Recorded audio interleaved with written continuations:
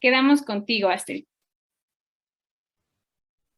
Muchas gracias, Irene. La primera pieza que escucharemos esta noche es Ecos de México por Julio Ituarte. Don Julio Ituarte fue uno de los primeros virtuosos notables que tuvo México. Pianista de altos vuelos, ayudó en la República restaurada al restablecimiento de la vida musical, lo mismo como maestro de piano que como director de coros de aficionados, que una y otra vez dirigió en conciertos populares.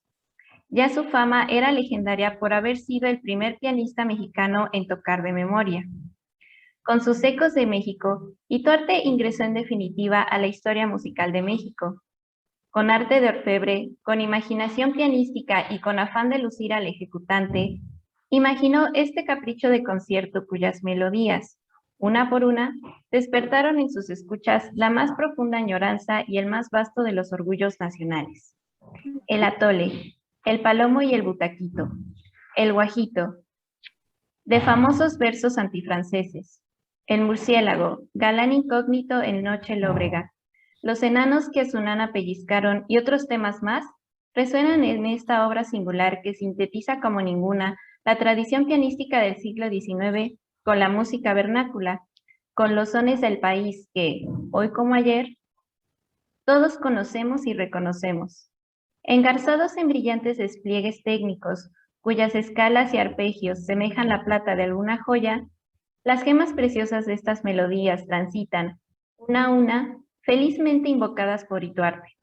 Y a media pieza, en medio de aquella cascada de virtuosismo y evocación, surge un remanso de tranquilidad cuya melodía, si se presta atención, habrá de traer a todos una sonrisa a la par de su reconocimiento.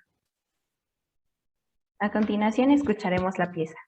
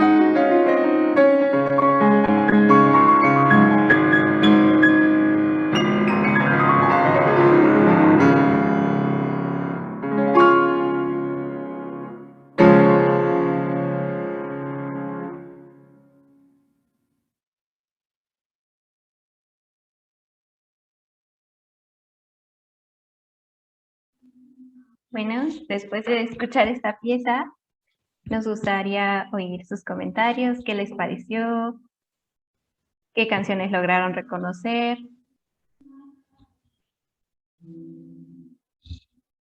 si conocían ya antes al compositor o apenas supieron de él.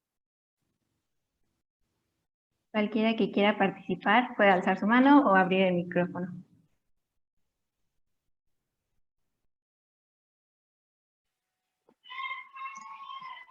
Pues, pues bueno, yo escuché como una versión bailable, bueno, de las mañanitas. Y creo que, no sé, así dan como más ganas de cumplir cada año. Entonces me parece que es, pues ahí como el folclore que usa este compositor con esta canción me parece muy interesante. Entonces está muy chévere. Ya andaba aquí zapateando. Y seguro a más de uno se nos quedaron las ganas de levantarnos a bailar un poquito las melodías que escuchamos. Fer Áviles, Este, Me gustó mucho el nombre de la pieza, o sea, sí lo relacionas totalmente, ¿no? Tú la escuchas y dices, claro, sí, Ecos de México. También por ahí escuché como un pedacito del Jara de Tapatío. eh, este, y pues no sé, me gustó mucho, como dice David, como muy alegre. O sea, además no estás acostumbrado a oír las mañanitas como todas desafinadas, ¿no? Siempre porque pues las oyes ahí cuando son los cumpleaños nada más. Y si acaso, por ejemplo, pues no sé, alguna versión con Pedro Infante, pero escucharlas al piano y como con cierta variación, pues te hace apreciarlas de otra forma, o sea, como que la escuchas dices, es una pieza bonita, realmente, no, nada más que, bueno, pues por todo el uso que le damos, a lo mejor no la apreciamos en su melodía como debería de ser, pero realmente está bonita. y sobre todo eso, ¿no? Que comentabas que cuando nosotros cantamos las mañanitas, pues a menos que seas músico o cantante, pues las cantas como te salga del corazón y pues muchas veces no se oye tan bonito como quisiéramos.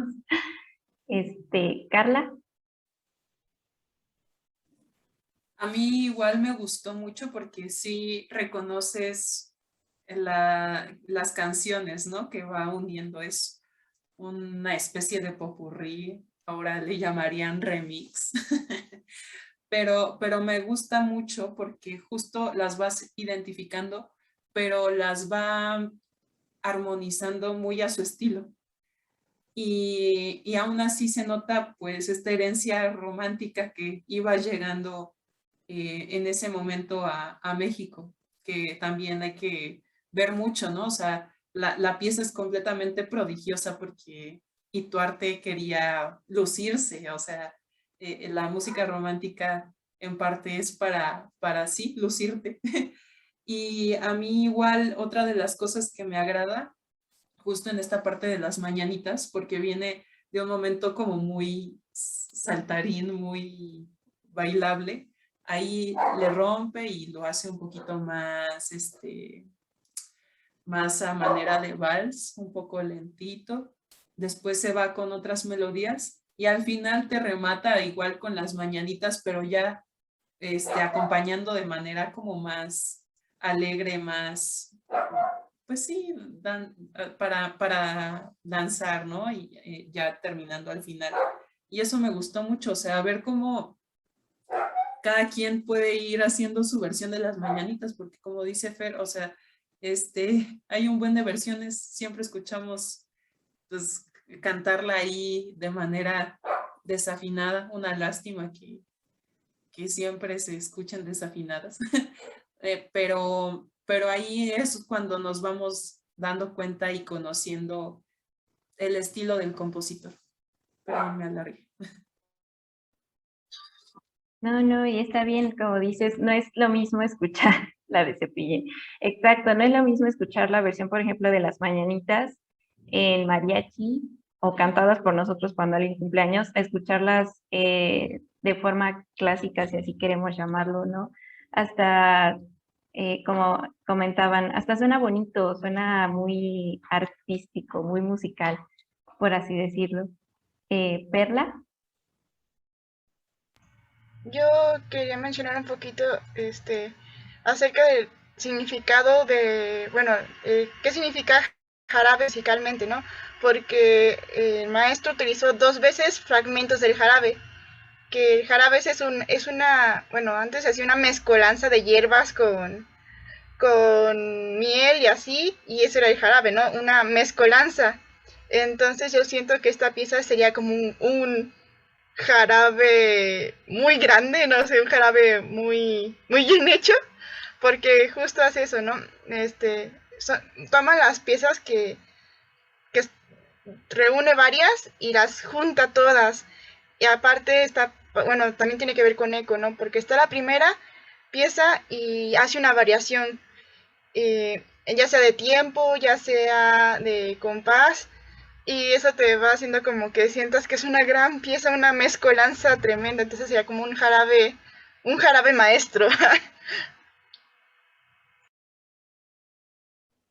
Sí, ¿no? Sobre todo por la combinación, como dices, de varias piezas que hace. Por ejemplo, tal vez les pasó a algunos de ustedes que ciertas piezas que iban sonando, aparte del jarabe tapatío, además de las mañanitas, las reconocían, pero no sabían cómo se llamaban.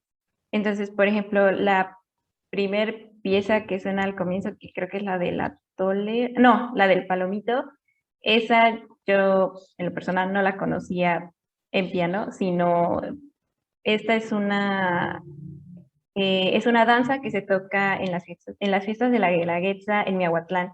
Entonces, cuando ellos presentan el baile, no es lo mismo oírla en piano a oírla con violín y con la guitarra, ¿no? Entonces, hasta la de Amil pude dar con que era esa pieza, ¿no? Pero sí, es interesante ver cómo se escuchan las versiones en distintas formas y hasta te dan ganas de bailar, aunque esté en piano, te dan ganas de bailar. Irene. Sí, no sé, me gustó porque siento que alguien que no fuera mexicano igual le sonaría mexicano. Entonces, como que sí transmite como ritmos y melodías mexicanas y no sé, las transiciones son estupendas, ¿no? Como cambia de una pieza a otra y cómo va entrelazando. Y quería más bien preguntarte, Astrid, si nos puedes dar algún dato para ubicar al autor un poquitín más, o sea, un poquito más de contexto del autor, si lo tienes por ahí. Muchas gracias.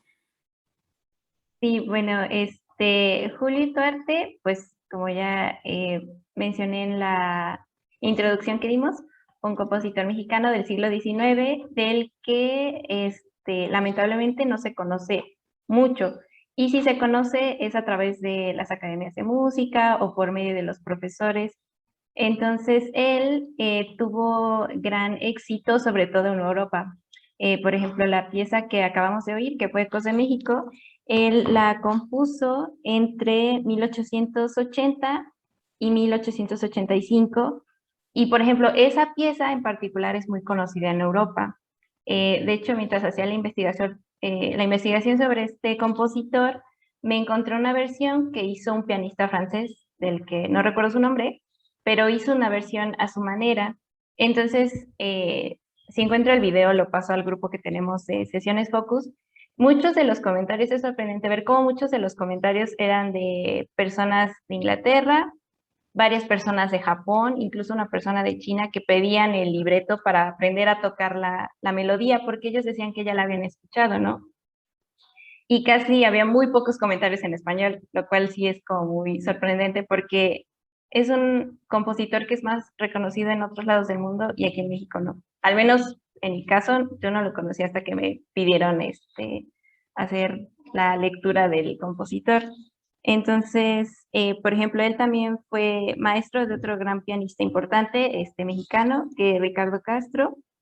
Eh, y un dato curioso de él es que la historia menciona que en 1887 Julio observó que el director de la orquesta de Ángela Peralta, que también fue otra cantante de ópera muy importante del siglo XIX, eh, dirigió la pieza Aida de Verdi sin partitura.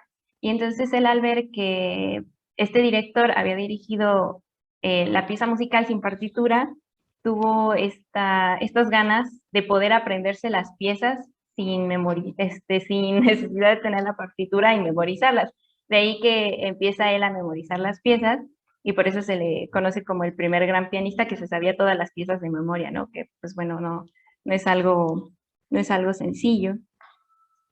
¿Y qué otra cosa podríamos decir? Y pues, por ejemplo, él tuvo su debut en el Teatro Nacional a la edad de 14 años, entonces él era un niño, ya se imaginarán lo virtuoso que era para tener un debut a tan corta edad. Alguien había alzado la mano, perdón. ¿Alguien quería comentar algo?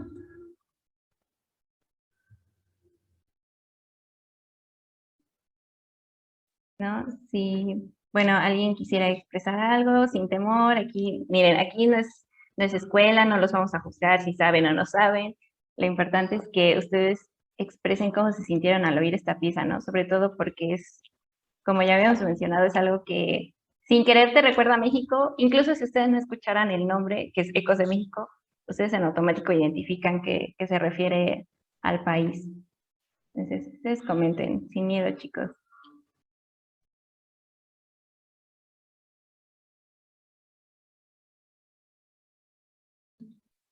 Sí, José Manuel. Se me hizo bien curioso porque justo mencionaste esto de que sin querer te das cuenta de que es México y se me hace bien raro porque lo primero que escuché se me hizo bastante europeo, de hecho, como como la supercadencia y luego las terceras hacia arriba. Siento que es algo como muy de escritura europea, como muy romántico, muy show off, ¿no? Para presumir casi, casi. Eh, y dije como, wow, o sea, en cuanto lo escuché, lo primero que pensé, wow, qué europeo, ¿no? Qué europeo de su parte. Y en eso empezaron todas las melodías y todos los ritmos, los guapangos y los jarabes. Y entonces fue que lo empiezas a sentir, ¿no? En cuanto escuchas las mañanitas dices, ya, esto es México, ¿no? Pero sí, muy curiosa la transición, pues, de irse como a lo europeo, a lo que normalmente se espera de una pieza de piano y que incluso lo podemos escuchar ese tipo de cosas en escritura, por ejemplo, para cuerdas, y hacer la transición hacia las mañanitas y de una forma igual, pues virtuosa, ¿no? Y se me hace padre porque habla mucho de la herencia que nos dejó el mestizaje, ¿no? Tenemos influencias en nuestra cultura de Europa, claramente, pero le vamos metiendo lo nuestro.